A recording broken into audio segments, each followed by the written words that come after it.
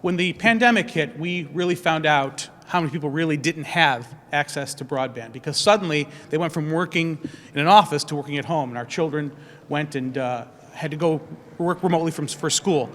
At that time, our governor at the time, Andrew Cuomo, was still saying that 96% of New Yorkers had broadband service. Well, unless the entire 4% was in my Senate district, that was a lie, and it continues to be a lie. But at least now we have some people that are admitting it within this administration.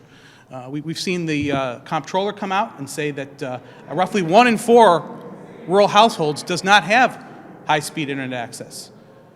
But here we are, 2 years after this senseless tax was put in place, and nothing has yet to be done about it. And that's the real issue here. We watched as people suffered, as programs were canceled, as people's projects were really just scaled way back, in some cases 60, 70, 80% from what they originally had planned because of this tax. And yet nothing has been done. Now, I understand that there is bipartisan support for this, but the reality is this tax wasn't new. It was brought forth again and again and again. And one of the first things that the Democrats did when they took control of the Senate was to pass this fiber optic tax.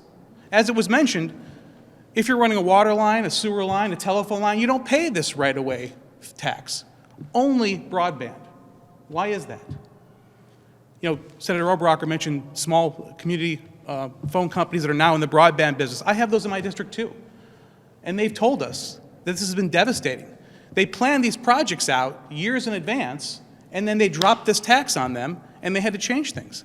Small family-owned companies like DFT Communications and others that have said that we just can't do it. Now here's the ironic part.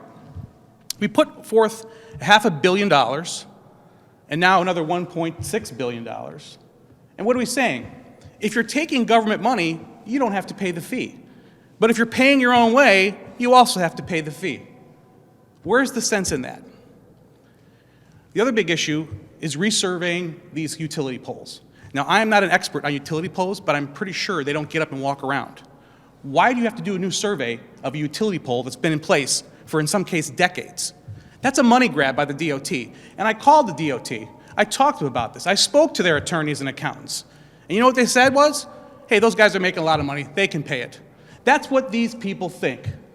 Because they live in New York City, where you run one fiber optic cable to a high-rise, and you're servicing hundreds of customers. Then there's where we live, where you run a fiber optic cable for a mile and maybe hit 1 or 2 customers. That's what they don't understand. This is truly an issue that upstate New York suffers from the myopic view of the people, the bureaucrats that are running the DOT. So that's the fundamental problem here. We have to clear the field here. The biggest impediment to the expansion of rural broadband is New York State government, bottom line. And we need to end that immediately. We hope the governor does change this in her 30-day amendments.